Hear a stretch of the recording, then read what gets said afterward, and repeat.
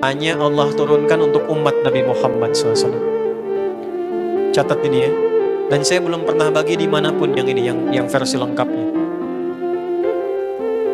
Kalau bisa dilakukan, bukan hanya dosa digugurkan, tapi setiap hurufnya mempercepat terkabulnya doa kita di hadapan Allah Subhanahu wa Ta'ala.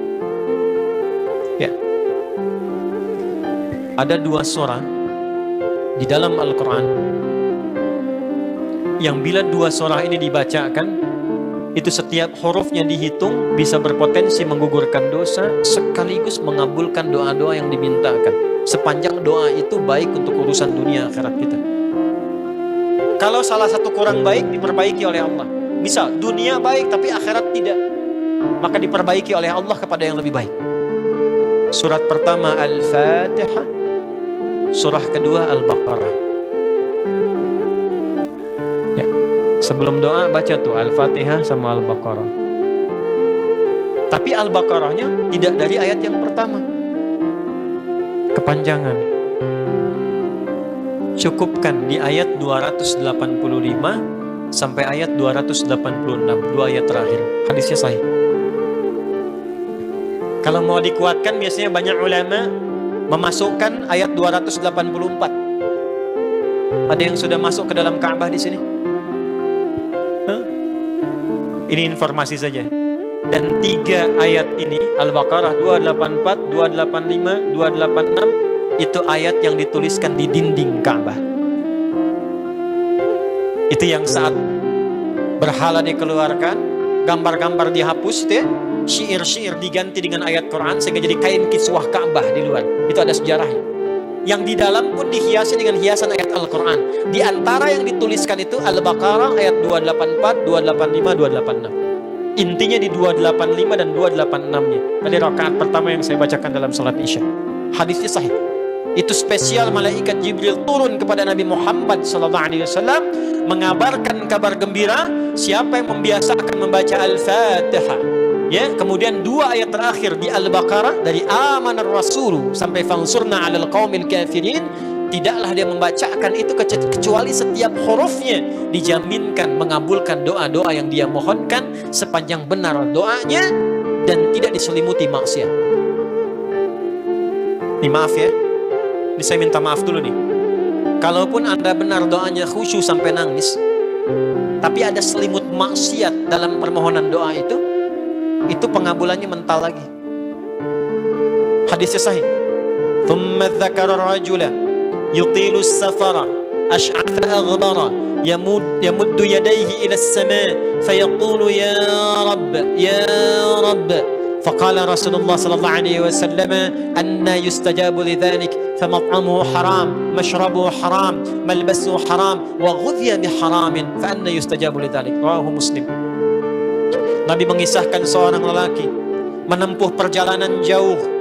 Awas, menempuh perjalanan panjang untuk ketaatan itu mempercepat doa dikabulkan 2 kali lipat dibanding orang biasa. Makanya kalau ada orang mau ke Mekah umrah, mau haji, titip doa. Ada yang mau beasiswa ke Madinah, ke Mekah, ke Al-Azhar, ke Mesir, titip doa. Saya biasanya kalau mau berangkat umrah, Ustaz titip doa, ayo tulis banyak tuh. Nggak saya baca. Saya simpen aja, ntar dekat Ka'bah, ya Allah Engkau maha mengetahui.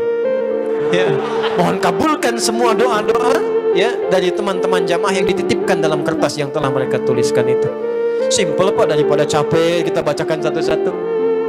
Dan alhamdulillah biasanya ya insya Allah terkabul. Insya Allah. Itu perjalanan jauh. Nah orang ini menempuh perjalanan untuk sekedar berdoa. Safar. Ya, safar yang baik. Kemudian yang kedua, yamuddu yadaihi ilas sama, dia mengangkat tangannya ke langit. Orang ini dia mengangkat tangannya, jadi melakukan perjalanan jauh, mengangkat tangannya, yamuddu yadaihi ilas sama. Orang yang berdoa dengan mengangkat tangan itu dijawab doanya oleh Allah lewat keterangan Nabi SAW. Itu bisa al-kamakala 2 kali lebih cepat dibandingkan dengan orang yang tidak mengangkat tangan saat berdoa. Di Anda cuma sekedar doa dengan mengangkat begini, itu lebih cepat potensi dijawabnya dengan mengangkat doa. Ada seorang bertanya pada Nabi sallallahu alaihi wasallam, hadis sahih, Ya Rasulullah, bagaimana pendapatmu dengan seseorang yang meminta kepada Allah dengan mengangkat tangan atau kama qala? Lalu Nabi mengonfirmasi, bertanya balik, bagaimana kalau ada seseorang memohon kepada Anda dengan mengangkat tangannya? Pak, tolong Pak, tolong Pak, tolong, gitu kan? Di depan rumah Anda 1 jam begitu, Pak, tolong Pak. Kira-kira Anda beri atau tidak? Minimal kalau Anda nggak punya kemampuan, Anda referensikan atau beri sesuai kemampuan Anda kan? Angkat tangannya. Dia jawab, saya malu kalau nggak ngasih. Apa kata Nabi? Innallaha hayyun karimun. Allah itu lebih punya sifat peka untuk merasakan malu pada hambanya kalau dia tidak memberi ketika hambanya mengangkat kedua tangannya. Nah, nanti ada beda-beda posisi. Saat khatib Jumat misalnya 1 begini untuk khatib, makmum mengangkat 2 tangan. Yang ketiga dia mengatakan, ya Rabb, ya Rabb, Asmaul Husna. Doa yang dibuka dengan Al-Asmaul Husna itu dijawab 2 kali lebih cepat dibandingkan dengan doa yang langsung dimohonkan kepada Allah. Itu perintah. Tahu Nabi Zakaria? Nabi Zakaria apa ujiannya? Diuji oleh Allah, hidup demikian lama sampai rambut memutih, fisiknya letih, istrinya divonis secara medis, maaf, monofos dan mandul. Kata medis gak mungkin punya keturunan. Maka beliau berdoa kepada Allah, dan dalam doanya dimulai dengan Al-Asmaul Husna. Sebelum sampai ke doa itu di Ali Imran ayat 38 sampai 39, buka dulu Quran surah 17 Al-Isra ayat 110. Ini perintah langsung dari Allah. Qulidullah awid'ur rahman ayyamma tad'u falahul asmaul husna. Quran surah ke-7 ayat 180. Walillahil asmaul husna fad'uhu biha. Fad'u biha. Qulidullah, kalau engkau punya masalah hambaku, dan tidak ada di dunia ini yang tidak punya masalah. Quran surah kedua ayat 155. Walanabluwannakum, setiap yang hidup itu aku pasti akan uji dengan masalah. Itu kata Allah. Jangan disimpan sampai di situ, teruskan. Bukan untuk membebani hambaku dengan masalah, tapi untuk menaikkan kualitas hidupnya sehingga menjadi lebih baik. Jadi ketika Allah titipkan masalah itu, bukan ingin membuat kita bermasalah, tapi dengan masalah itu kita diuji supaya kualitas hidup kita menjadi lebih baik. Ini Anda yang kuliah di UPI di sini, ada ujian nggak? Ada. Untuk apa ujian itu diadakan? Supaya bisa melihat kualitas peningkatan ilmu Anda dari masuk sampai naik tingkat. Kalau nggak ada ujian, nggak kelihatan kualitasnya bertambah. Logikanya begitu. Dan tidak mungkin Allah menguji seorang hamba di luar batas kemampuannya. La yukallifullahu nafsan illa. Jadi nggak ada orang yang hidup yang tidak punya masalah. Karena rumusnya mengatakan hidup berbanding lurus dengan masalah. Yang hidup pasti punya masalah. Yang tidak ingin punya masalah, tidak ingin hidup. Karena orang yang tidak hidup, yang hilang masalahnya, selesai hidupnya.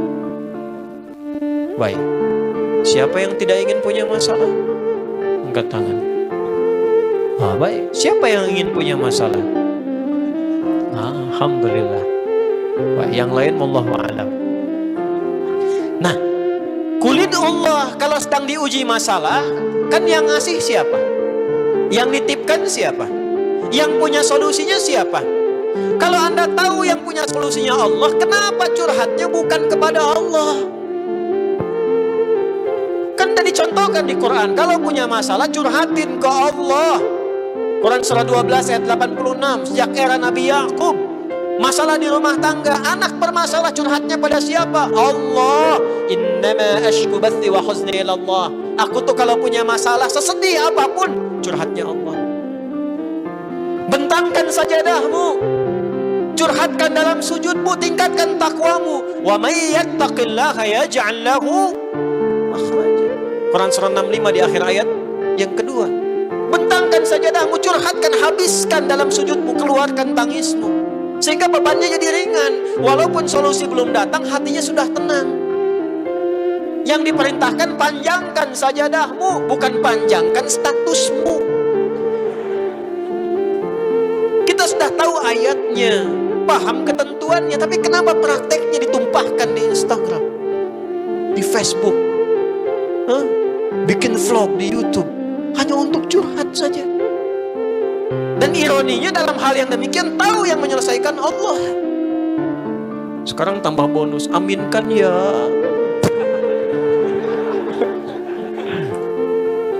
Yang mengaminkan doa ini mudah-mudahan dihilangkan masalahnya. Pokoknya mana yang nanti bermasalah kayaknya ini ya. Itu gimana? Kumaha itu? Paham? Curhatkan sama Allah.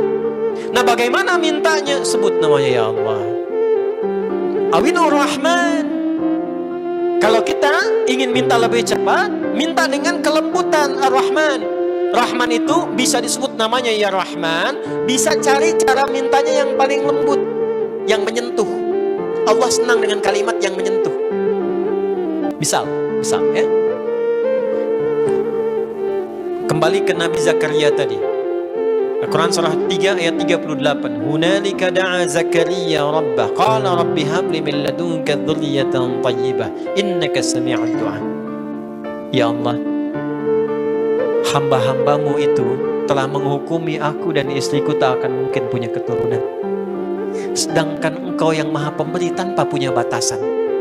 Mereka mengatakan istriku punya keterbatasan.